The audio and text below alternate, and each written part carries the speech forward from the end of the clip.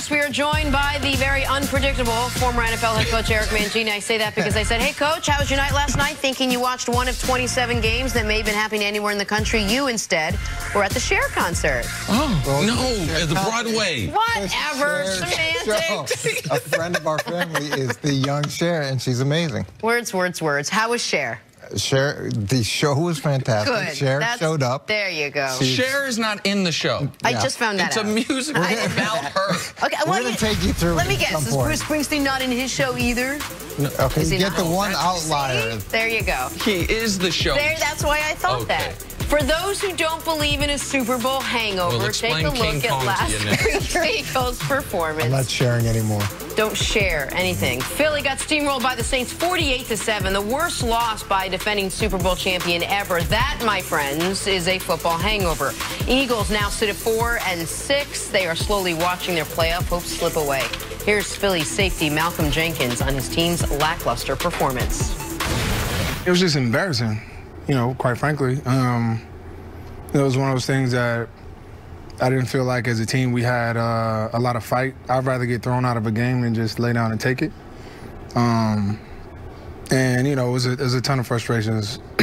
One being, you know, obviously me going back to New Orleans, it's a game that meant a lot to me, but just the demeanor of the team really bothered me. And then just the frustration of having guys that you work hard with and spend a lot of time with get injured. It's just a rough day overall, but, you know, at this point in time, we need to figure out some things about ourselves. What do you mean? When a team jumps on you like the Saints did and things gets rolling, you find out a lot about yourself. You know, whether you're going to get blown out regardless. You're either going to get blown out swing or you're going to get blown out laying down. And I think you had a little bit of both. I think as leaders of the team, we need to nip in the butt because we're, you know, at that moment where we can't carry non-essential personnel. Not to say that there are guys that aren't playing hard or there are guys that aren't giving it what they got. We just need every drop of it at this point, and we're going to demand that from the top of the roster all the way to the bottom. Coach Malcolm Jenkins doesn't think they should carry non-essential personnel, which means he thinks they might have some. What was your reaction to what Jenkins said?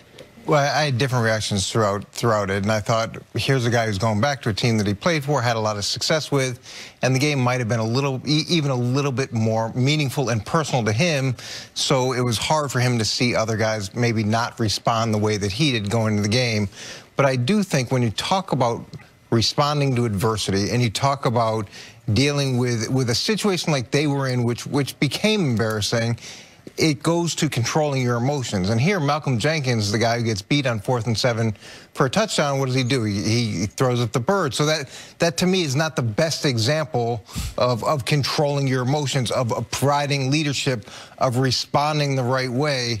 So it's very important when you're in a situation like this to take a step back and say, all right, what can I do differently? I know that he's commenting on other non-essential personnel, other people in the locker room, and maybe there's a lot of truth to that, but what is he doing specific to himself and specific to the situation to help push it forward? Well, let me ask you this, kind of counterpoint to that.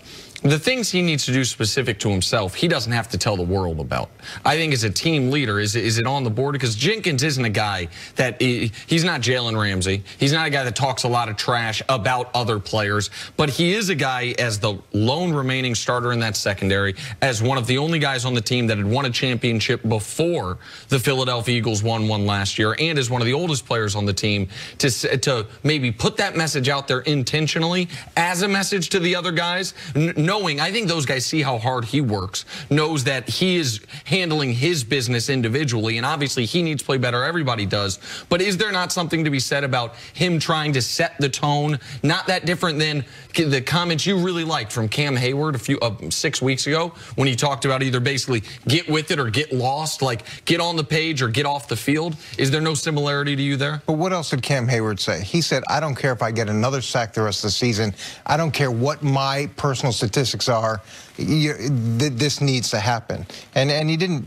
That's what I really liked about it, is he was saying, I will do whatever it takes for this to move forward. And I remember with Rodney Harrison when we had Asante Samuel and Eugene Wilson, 2 rookies starting in the secondary, and it didn't always go very smoothly, and there were games where he was incredibly frustrated, but he took it upon himself to make sure that he was improving the situation and then not adding fuel to the fire in the locker room, saying, hey, there's some mystery people in this group that I'm pointing to, but not really pointing to. You guys figure it out.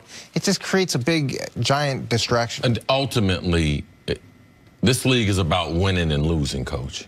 And you know when you win, it covers up a lot of warts and a lot of stinky smell.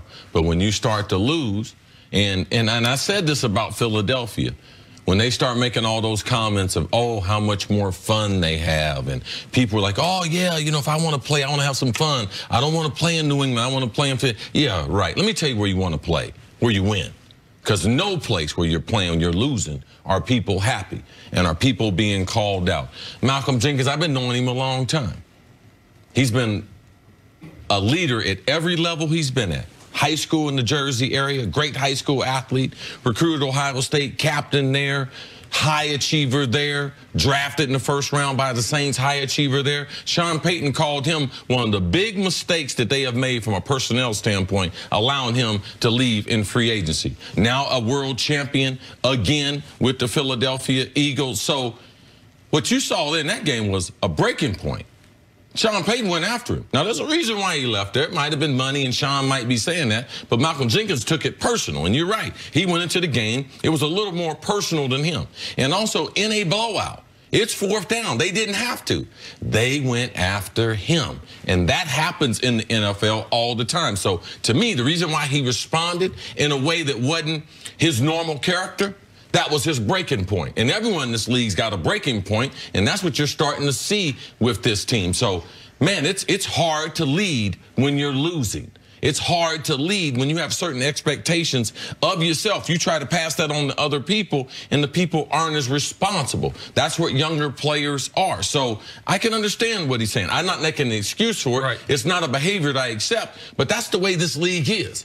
That was the world champ out there, and Sean Payton, man, gutted him, throw him up on the bank, didn't care nothing about him. So Malcolm Jenkins, his overall reaction is the overall frustration that goes around this league when you lose, Jim. So play it forward. What does that mean for the team? How can Doug Peterson or anyone take that and turn it into some sort of positive for where this team is going right now?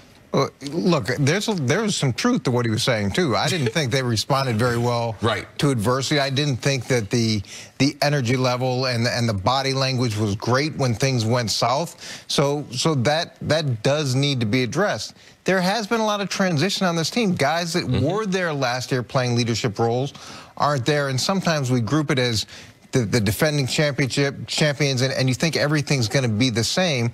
But when you lose that experience and now guys are responding to new situations, that's part of the learning curve too, and that's got to be coached. You got to coach through, how do we want to respond the next time this happens? What did we do poorly, and what can we change and learn from this loss? And you mentioned adding fuel to the fire, that potentially one of the negative sides of the comments. I look at the Eagles like this. That fire is raging out of control. Like, they are in a position right now where they're coming off the worst loss for a defending champ in NFL history. Yet, despite all of that, they're 2 games back in a division where the team ahead of them in first place is starting Colt McCoy at quarterback. Their next 3 games are all divisional games. They go the Giants, they go Washington, then they go Dallas.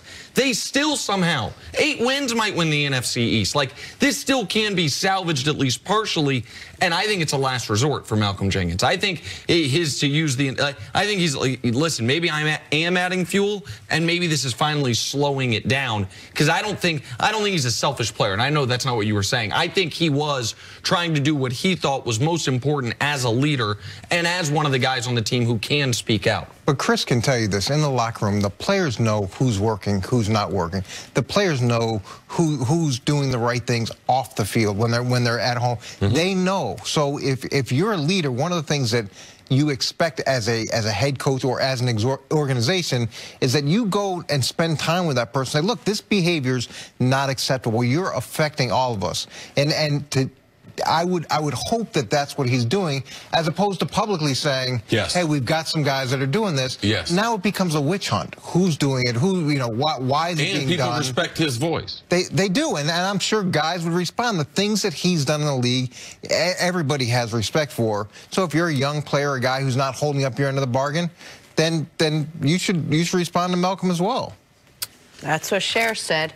Coach, thanks so much. Stick around, more from you. But coming up, can the Cowboys keep up with the Rams and the Chiefs? You know who thinks they can? Jerry Jones. That's next on First Things First.